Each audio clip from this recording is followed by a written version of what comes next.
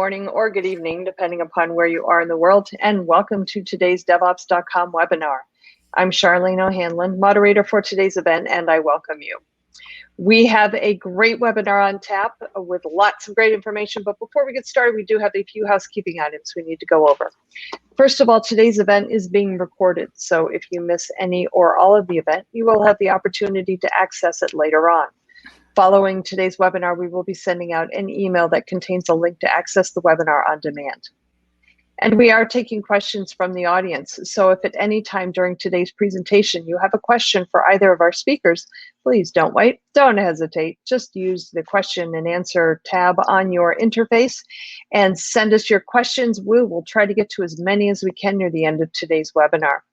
We also have a very interactive chat feature that Jim has already found and utilized. So hi, Jim.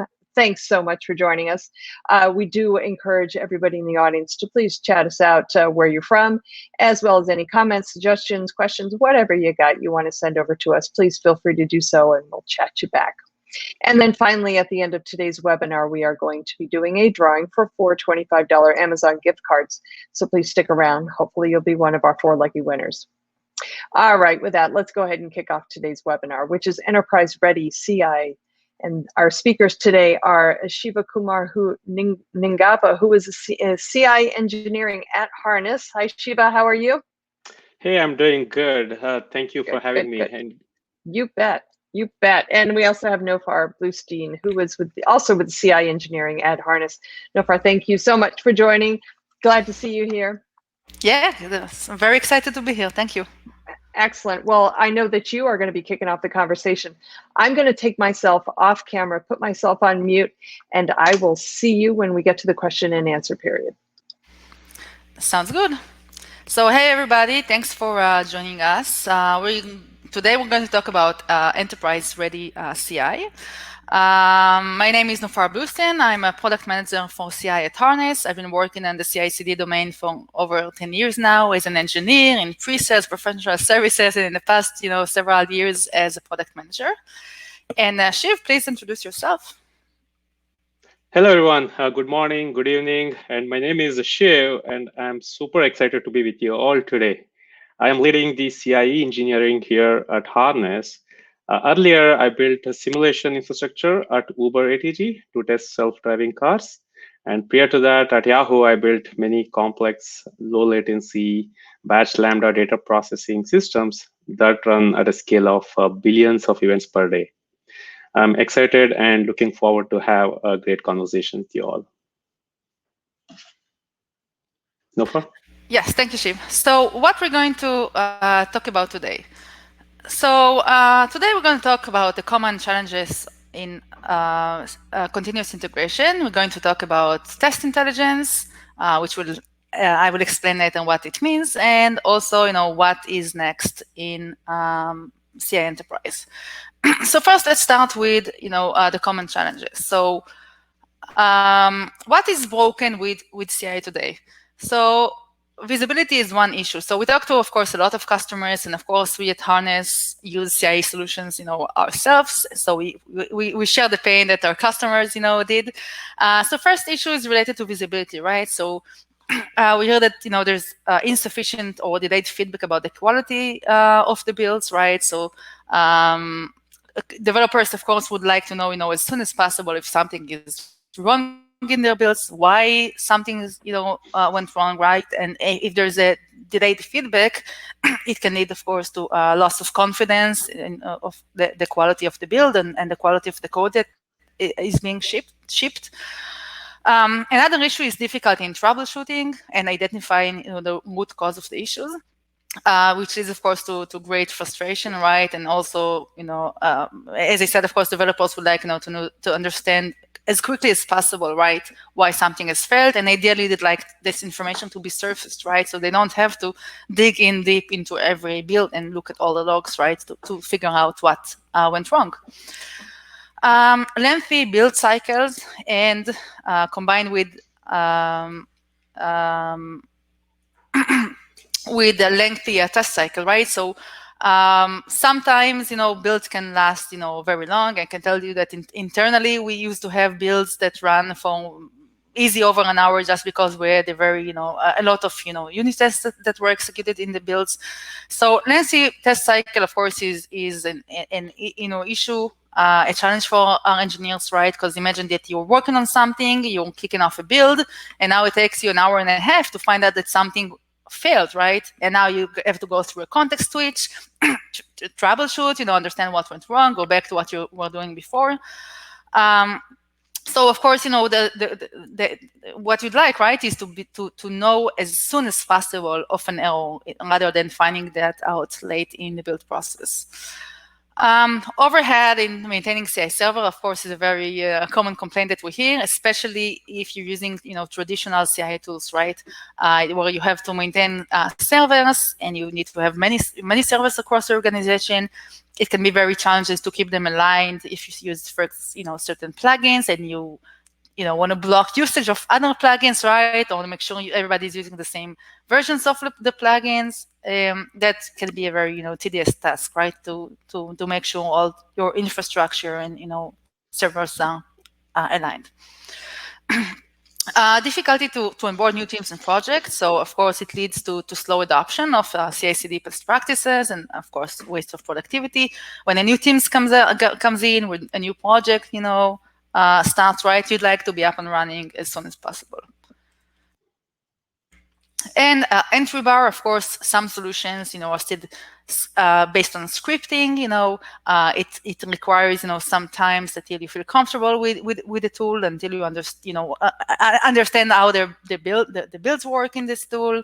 And of course, not everybody, feels comfortable with every scripting language. So what we hear, from customers also is that sometimes they have, dedicated people, right, for the CI solution, because not all, developers feel comfortable, right, maintaining, the builds or making changes themselves. And how to promote best practices and enforce policies. That's most relevant for, large organizations, right? When they want to allow freedom to the developers, but they also want to make sure they're all column within the line. So they need some ability, to share best practices and to enforce policies. And that is also a great challenge in CI today. So of course, us, we at Harness, have shared the same pain, right? And we wanted to build a new CI tools, and we're thinking about what we want this CI tool to have. So our key goals in CI Enterprise were, to accelerate the feedback loop to the developers, to reduce the test cycle time, to reduce the build time, to be able to test code frequently and as early as possible. To simplify and improve the PR process, right? So, PR will be something that the tool is aware of and will allow us and enable our collaboration even further. And visualize the status of tickets and work items to ensure high quality is achieved. We wanted to be able to see insight and metrics on our CI/CD builds. Especially such that will help us, to find bottlenecks and optimize our build, right? So we can reduce the build time and improve over time. And we wanted this tool to be developer friendly, because at the end of the day, most users of CI are developers. So it has to be a tool that developers enjoy working with and serves developers, right? And not just the organization. So for that, we built CI Enterprise. As I said, just like on customers, right? We face, the same challenges internally. So let's talk about how some of these challenges are addressed with CI Enterprise. So first, I think it's worth mentioning that, CI Enterprise is a part of the next-gen platform. I will not go into too many details about that, but the gist of it is that the platform provides many services to all our products, such as, RBAC, sign-in, sign-up experience, dashboards, right? So CI, along with additional products that we have on the platform, like continuous delivery, cloud cost, etc., right? The whole have one single location, right, which is the platform where they live. So you don't have to go through, complex configurations, right, every time you onboard a new product, because it's all a part of the platform. And of course, the platform, provides common experience across the entire software delivery lifecycle. So additional challenges that I've mentioned before was related to lengthy build cycle. So with test intelligence, we are able to smartly execute only the relevant tests for a specific build without compromising on quality. Shiv has a large portion about test intelligence in his part, but why is this really important, right? In the agile world that we live in, where developers commit often and frequent, right, and they have incremental changes, it's very inefficient to run all the tests for every little change, right? So imagine that you're working on a pull request and you have, 5, 6 builds, right, for the same PR, because it's a collaborative process. Everybody contributes, right? Every change kicks off, a new build. And every little change kick off the whole set of tests, right? Even those that are not relevant for that change. So this is inefficient, and of course, it prolongs, the time it takes to execute the tests. However, while you want to optimize the builds, right, and to be able to execute, the tests in a smarter way, so it takes less time, you don't want to compromise on quality. So compromising on quality is just not an option, right? Especially if you're a large company, right, a public company, compromising in quality can cause outages, and you're not only going to disappoint your users, but it's going to be a PR nightmare, right? So compromising on quality is not an option. So with test intelligence, we get the best of two worlds. We can decrease, right, and optimize the test cycle time without compromising on quality. And Shiv later will explain exactly how that works and how we can achieve this capability. So, test intelligence, just, to sum up, really what it lets us do, right? It lets us accelerate it on the dev cycle, and it's based on machine learning techniques that Shiv will get into. It allows us to increase the visibility into test cycle and collect test results, right? And allowed us to optimize and learn from past execution. And this is work in progress, but we'll also be able to identify gaps in the code coverage. So if someone introduces, a change, right? Potentially, in terms of code coverage, you could still meet the threshold, but this change might be not properly covered. So this is something we'll be able to detect as well, and make sure that all commits, right, are properly tested. So I'm going to show a demo shortly, but one more slide before we start. I'd like to briefly explain our architecture, just because it will make it easier to understand, the demo itself. So if you look at the diagram, really what we see is that, we have a pipeline. The pipeline has multiple steps.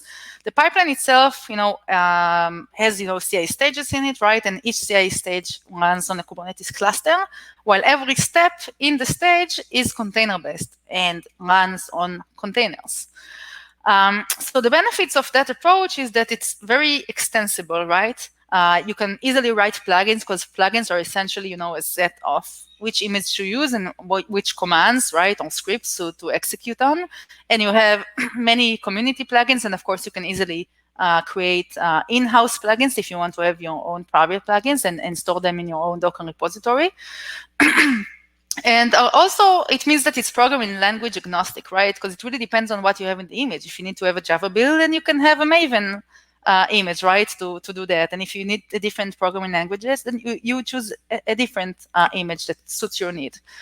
And of course, it makes it also developer friendly, right? You have great control over, what you run in the builds, which images to use, and you can customize the execution as you need.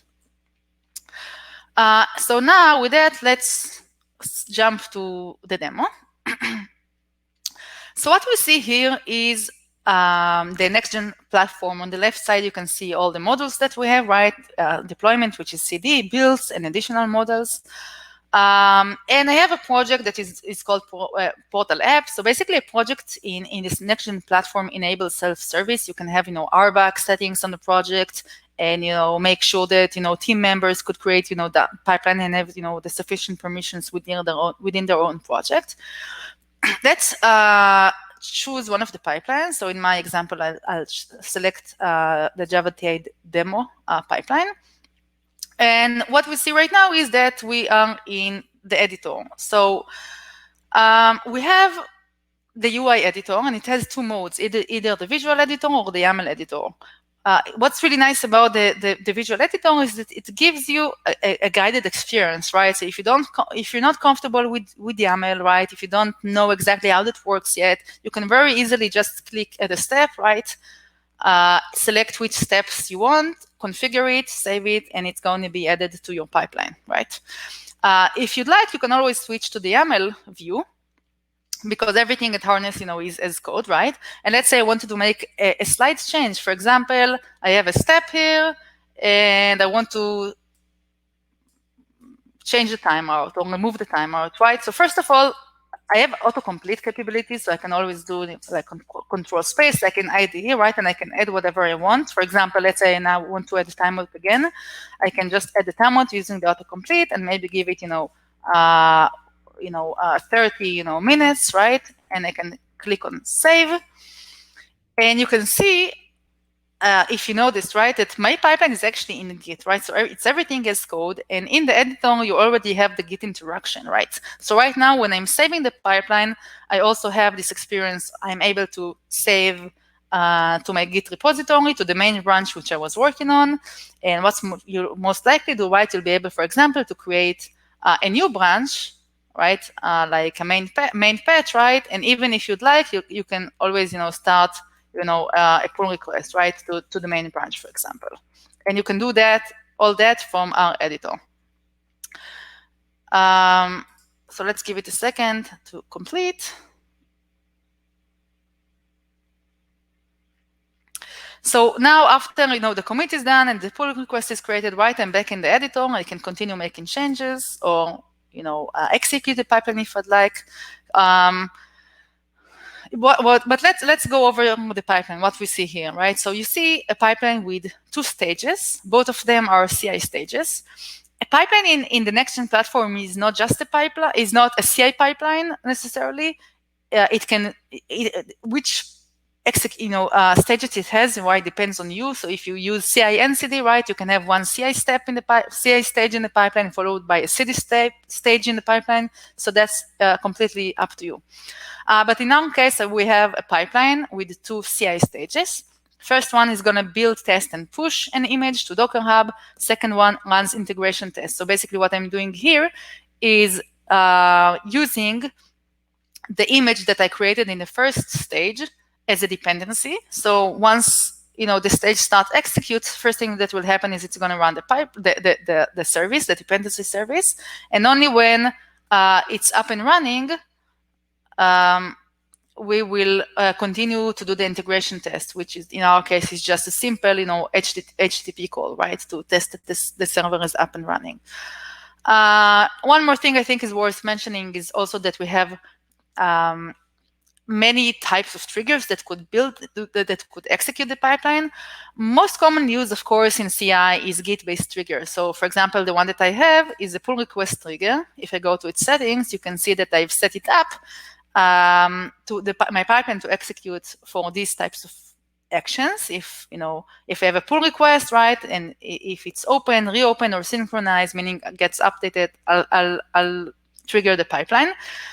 And also a very nice feature is the ability to auto abort previous execution. So imagine you have a pull request and you're making very frequent changes, and typical build might take, for example, 15 minutes, right? You might end up with multiple parallel builds building the same PR, right? So if you want to optimize that process, right, and optimize infrastructure consumption, then you can automatically abort that. So with that, I'll pass it to Shiv, and she will dig deeper into test intelligence, and we'll take it from there. So let me stop sharing. 1 second.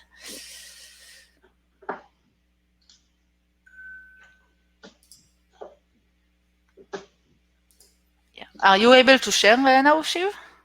Okay. Can you see my screen? I can see it, yes. Perfect. Thank you, Nofar. Hello, everyone. As Nofar mentioned, one of the bottlenecks in software development cycle is testing. So in this, I'm going to show a demo where I will make a quick change to one of the source file. In this example, I'm modifying antnast.java. Let me go and create a pull request here.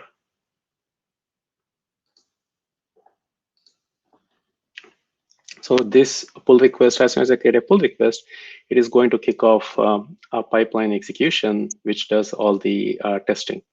So while it is running, let me go back and explain what is the problem we are trying to solve here. So yes, testing is a bottleneck, especially the unit testing.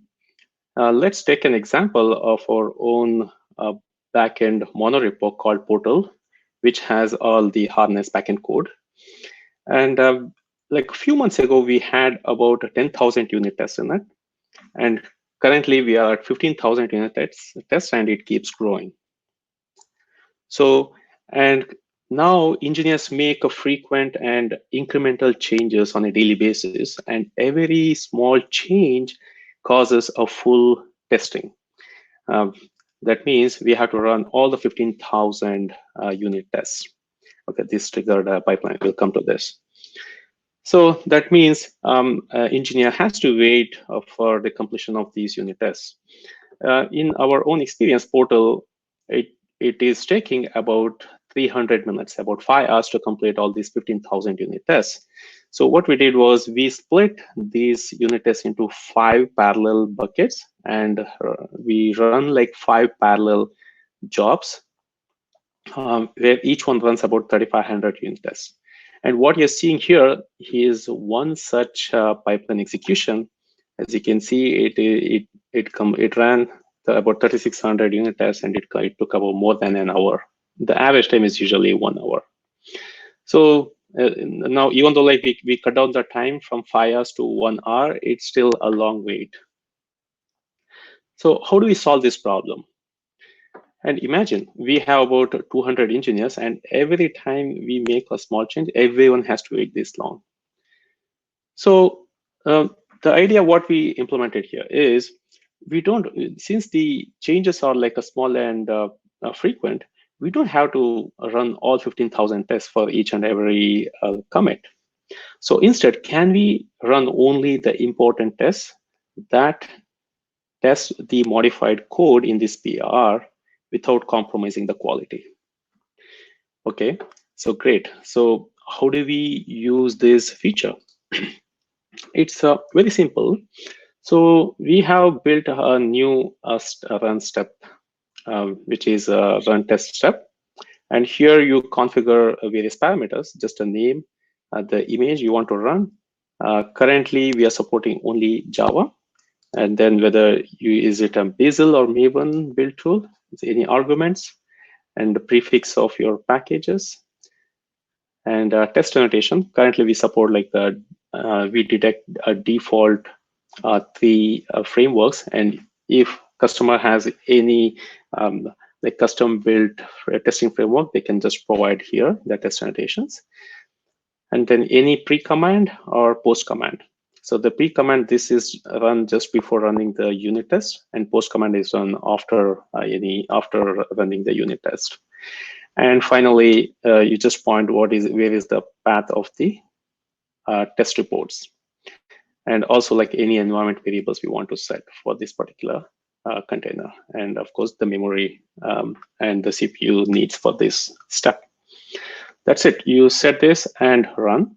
So first we need to bootstrap. The very first time when we bootstrap, we build the call graph and then build the association between source method and test method. Then we have to we merge this PR, that becomes like the master copy of the association between source and test. And that's it. And the next time, whenever we make any changes to any one of our code, it just picks up only the important test. Now, how does it know what is the important test?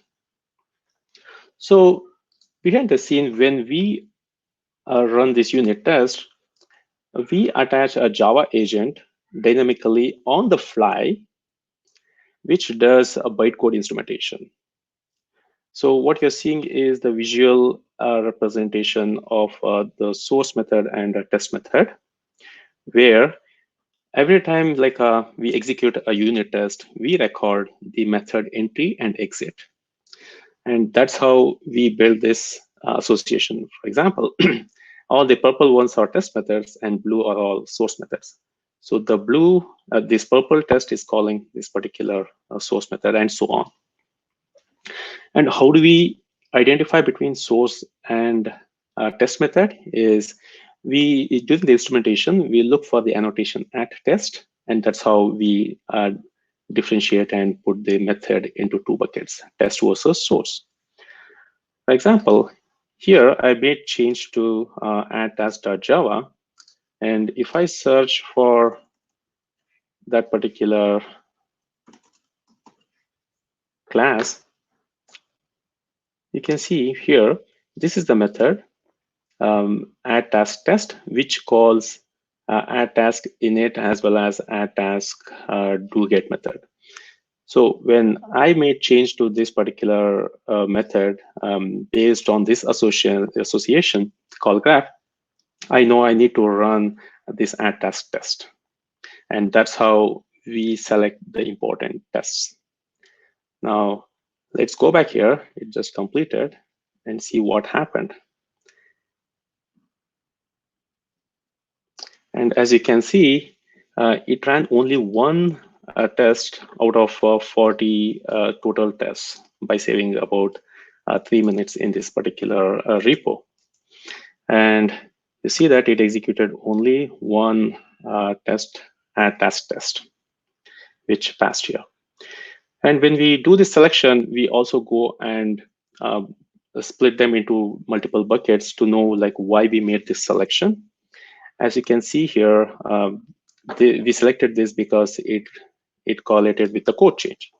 Suppose in this particular PR here, suppose I add any new test or modify any existing test, we automatically select them as part of this run, and you will show them. You'll see those tests in this section. And then that is how we do the selection behind the scene. And also, this selection has to be 100% accurate. Otherwise, we end up not testing important ones and merging a buggy code to master. So that's why, suppose we cannot identify any association. Let's say we make change to pom.xml or some other file which we don't know about. Then we simply fall back and select all the tests to run. We have taken a conservative approach over here. Now, with this in mind, let's come back to our original problem in the harness backend portal. I mentioned it was taking about 300 minutes. Now, based after enabling the test intelligence, as you can see, this particular example, out of 15,000, it ran only 4 tests for this particular PR because this modified only a single file, source file. So as you can see, it completed in less than 8 minutes instead of 300 minutes. And this is another example where we ran only 19 tests out of 15,000. And this whole pipeline executed in about 10 minutes. And this is another example where it finished in 9 minutes. And in this test report, we can also see all the details about what test passed and what failed, and the heat map and so on. And then, so yeah, also in this particular pipeline, this is the first stage where we initialize. I'll quickly explain what is going on here. We initialize where we create the pod to execute this pipeline. And then the git clone is where we actually check out the code And then this is where we run the test. And in this particular one, we are like we build the image and push the image to registry. And this is the power of the harness as a platform, where the first stage is CI and the second stage is the deployment, where we can deploy the image straight to the staging or production. Okay, and then let's quickly look at some stats. What you're seeing here is the selection, the percentage of tests happening on the portal monorepo. Whenever the selection is happening, as you can see, on an average, we are selecting about 2% on a daily basis. Okay, and then let's go back here.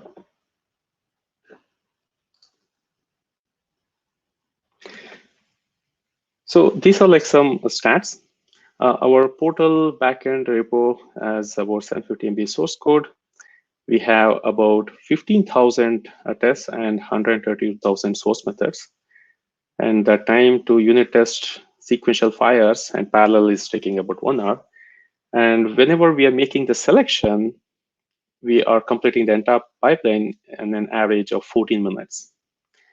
And what is the percentage? We are skipping about 98% of the tests whenever we are making selections. So we are running only 2% of the tests on the average. So currently, Java is supported, and Maven, Bazel are the build tools supported. And then the best part is to use this test intelligence. There's no need for any code or existing unit. And based on our harness internal data, we are saving about 95% cost and time whenever the selection is made. And what is coming next? So next is like we want to add support for additional programming languages, Python, Go, .NET, and others. We want to do test prioritization. That means whenever we make the selections, or whenever we don't make selections, we want to run unit tests in a certain order so that the test which is most likely to fail will be run at the beginning. So engineers get the signal immediately. They don't have to wait for the complete cycle to know whether the test passed or failed. And in the current scenario, like for every PR, we also want to identify if this PR is lacking any test coverage. We want to flag that immediately. And then we all know flaky test is one of the biggest problems, and we are also working to identify and manage these flaky tests. That's about from my side. Back to you, Nofar.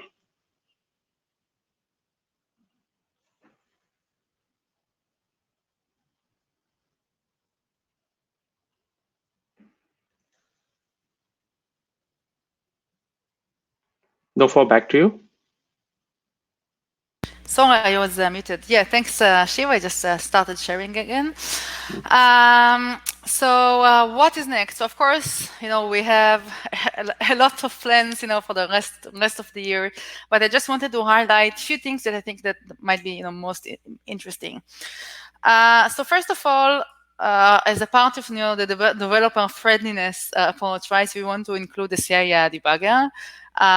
So the idea is, and you probably saw it in our UI as well, right? The same way our UI with autocomplete, right, and schema validation, feels like or gives an experience similar to the experience you get when you use, IDEs, right? Like IntelliJ and Netflix. You would I said Netflix, IntelliJ and Eclipse, I meant.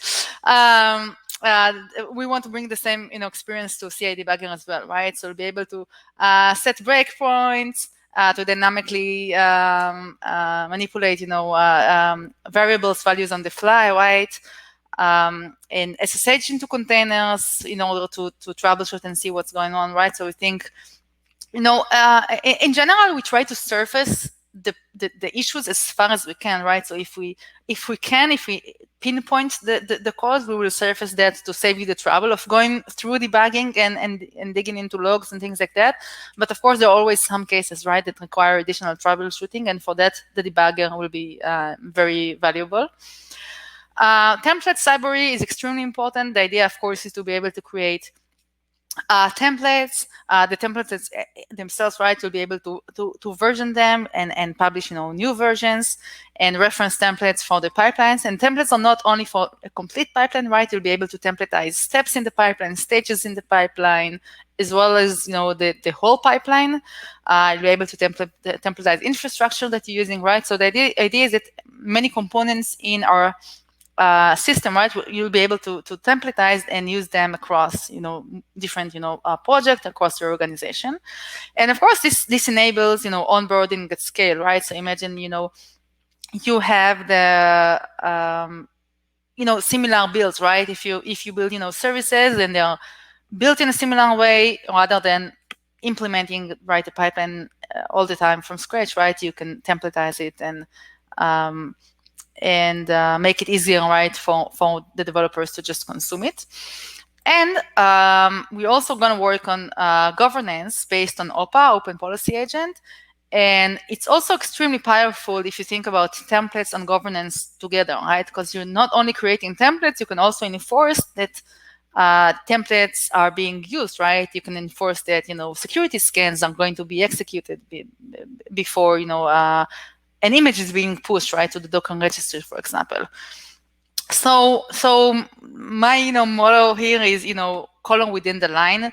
So different organizations have different levels of freedoms, right, that they would like to provide to their end users, and this will allow them to control that, right?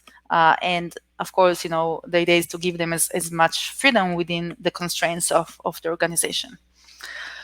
Of course, there are many other things that we're going to work on. For example, PR environment, which give you, a preview environment for PRs, and productize that in a make that is in a way that is very easy to use. We're going to work on supporting additional infrastructures. Right, first version is works on with Kubernetes cluster, but we're going to add support for virtual machines, for example, right? So you can run builds and VMs as well, and many more, right, items will follow. So if you want to get additional information, feel free, of course, to hit our website, and we would love to try it out. So the project is now available, right, and you can go to the to our website and sign up for a trial. So that is the content for our webinar, and now we would love to take questions from the audience, if there are any questions. All right, great. Yeah, so there is plenty of time for questions. If you have one, go ahead and get it on in. Just use the question and answer tab, or you can put it in the chat and we'll move it over for you. Here, we've gotten a couple questions in so far.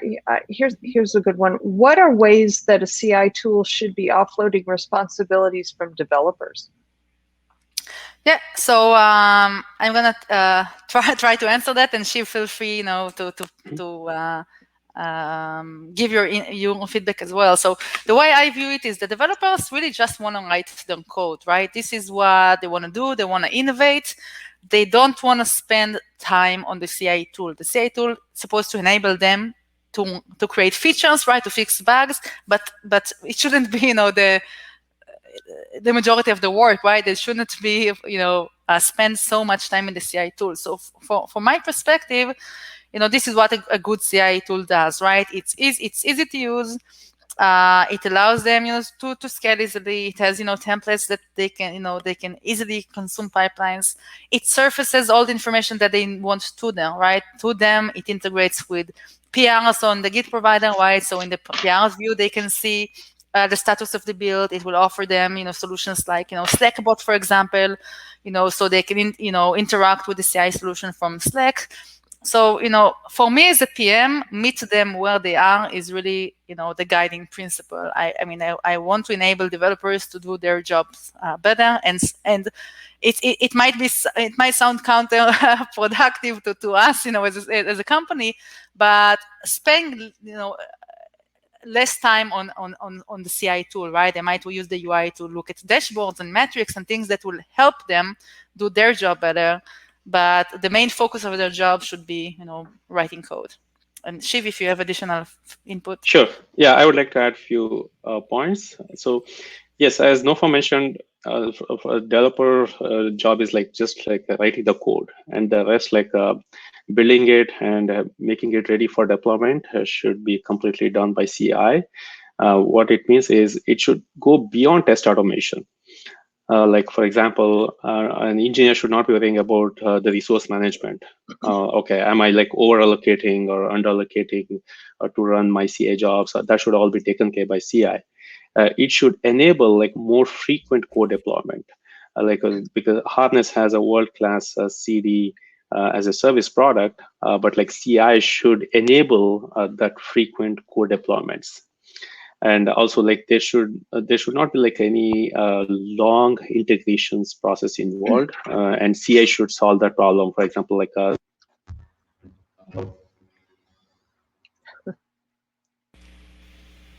Got disconnected. Yeah, I think so. So okay.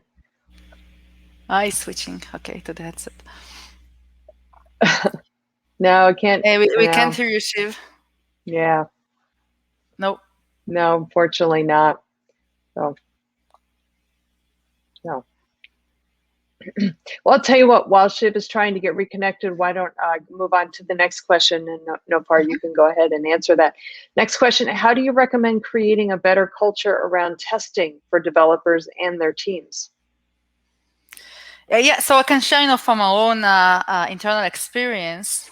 So we invest heavily in automated testing, and in our case, we're actually, in some teams in Harness, we have dedicated, QA engineers. In some teams in Harness, we have, like the CI team, by the way, we don't have a dedicated QA resource, but we do have, our developers, writing, tests. So we are investing heavily now. Now that Shiv is back, Shiv can give so we switch Shiv to the next question about creating a better culture. Better culture. Sure. So one is test-driven development. So that is writing a test first and then writing the actual code. So that would that's a total fundamental shift in how we write software. So first, you have to think about all the use cases, right, as a test for that, and then go write the actual code. So that would also solidify the requirement in mind before implementing, and also make sure that it's all covered in the unit testing. We can also increase a high code coverage bar. For example, for our CI product, what you just saw right now, we have 90% unit testing code coverage bar. So that covers pretty significant use cases. And also for automation, our entire end-to-end automation for CI for backend is a fully automated, so we can run the entire suite in less than a couple hours. There's no manual intervention. And also the UI automation, we have also done significant, and I would say we are close to 70%. But for backend end-to-end automation, it's fully automated. So enforcing these kind of practices would not only enable us to move faster, but would also cause less friction in the delivery. So I have a follow-up question for you, Shiv. So some teams at Harness, right, they have their own QA engineers on the teams, and some teams like ours, the CI team, right, the developers themselves write the test. What do you think about that? Which one do you think is preferable, and what's your experience with that? Yeah, so now the trend is engineers, developers write both all the tests. It's not just in Harness, in many companies, right? They're both pros and cons, but I would see more pros in that approach, because the software better, and all the use cases. So you just have to try to think in a like a different mindset on try to break your own code. So my personal preference would be like developers writing the automation suite as well as testing the whole software, so to uncover any problems. Yeah, but again, like the QA, we are also like slowly shifting in that direction within Harness also, right? We have QA, yes, certain cases where we don't have fully end-to-end automation, we do need, but in CI, yeah, we don't have a dedicated QA team because it's all fully automated. Awesome. All right, guys, there's still plenty of time. If you have a question for Nopar or Shiv, please go ahead and use that question and answer tab. Here's another question for you. How are you planning to help identify flaky tests? Sure, I will take that question. So identifying flaky test is challenging. So we have like several ways identified.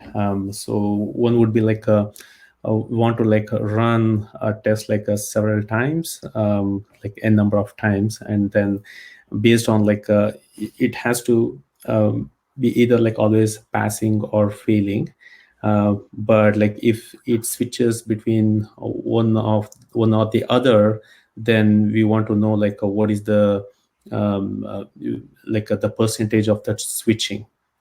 So if you plot that in a graph where what is the percentage it's passing, like maybe like towards the right, and what is the percentage is failing towards the end. If it is like at the middle is where like it is switching too much between pass and fail, that constitutes as like a flaky test. The flaky test, you can call something a metric. So then that like the center portion is like what we treat it as like a flaky test. So that is like being designed and implemented. Yeah, it will be out soon. All right. I saw there was additional question about cost saving associated with the building. So that's actually a good question. So we do have one of the products, right, on the next-gen platform is called Cloud Cost, and that's exactly what it does, right? It basically shows you the cost of infrastructures that are being used in your organization, and we do plan to integrate that with CI as well. So if you remember, from the demonstration, right, you in the test intelligence report, you can see how much time was saved. Once we integrate with cloud costs, we will be able to give you, a dollar amount, right, of how much money you were able to save by optimizing, right, the tests. Very cool. Yeah, we have the data, but not sure we can share the data. Like we have earlier, like we were on Jenkins, and then we moved to CIE, and we have like a cost for like a Jenkins versus the CIE. Yeah, we'll get back on whether we can share that information. Yeah. Okay. But you can imagine it was significant savings because when we did selected test, right, as Shiv showed, it was about 94%, I think the number was, of savings. 94% whenever we make a selection, yes. Yeah. Huh. That is definitely significant. And okay, by the way, well, that selection is about like, sure. Sorry to interrupt. That selection is about 50% of the time. As I mentioned, like we want to be very conservative. So whenever we don't know the actual the relation in the PR, we run everything. So whenever we make selection, it's 95% savings. Yeah. Wow. And when we have test prioritization, right, and we will be able to also, even when we test the whole, when we run the whole suite, right, and when we have test prioritization, we will execute them in a certain order that will identify, issues early on that could also benefit infrastructure usage as well. All right. Okay, well, that is all the questions that we have right now. I'm going to leave the question and answer tab open to see if we get any last minute questions from the audience. If you do have one, please go ahead and send it on in. While we're waiting to see if we get any more in, just a quick reminder that today's event has been recorded. So if you missed any or all of the event, or if you just want to watch it again, you'll have the opportunity to do so. Following today's webinar, we will be sending out an email that contains a link to access the webinar on demand. And the webinar is also going to be living on the DevOps.com website. So you can always go look for it there. Just go to DevOps.com/webinars and look in the on-demand section, and it should be right there waiting for you. Let's see, I think we may be done for the presentation or the question and answer. I haven't gotten any more in. So with that, I'm going to go ahead and close out the question and answer portion. Thank you to everybody who did submit questions. And I believe, yeah, we did get to all of them. But if you do have a question, you want to send it on in. If we don't get to it during the webinar here, please know that the folks at Harness are going to be getting a copy of all the questions that came in. So I'm sure they'll be more than happy to follow up with you offline to get your question and answered. All right, with that, let's go ahead and do the drawing for the $425 Amazon gift card winners. Okay, today's winner, the first one is Vasanta T. Congratulations, Vasanta. Our next winner is yay! Shailendra S. Interesting names today. Shailendra S. Congratulations, Shailendra. Our third interesting name is, well, okay, Richard B. Not as interesting, but still a good one. Congratulations, Richard.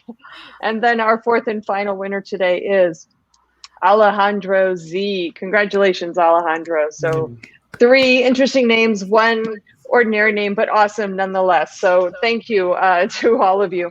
To our winners, we will be sending out an email after the webinar that over to your inbox for your that has your copy of your Amazon gift card in it. So please check your inbox, and if you don't see anything there, please check your spam folder. Nofar and Shiva, thank you so much for a great presentation. Lots of good information in here. And I'd love to see the demos, especially. Those are always awesome to watch. So thank you guys. I really appreciate your time and your expertise. Yeah, thank you for having us. Thank you for your time. All right, great. I also want to thank the audience for joining me today. This is Charlene O'Hanlon, and I am signing off. Have a great day, everybody, and please stay safe.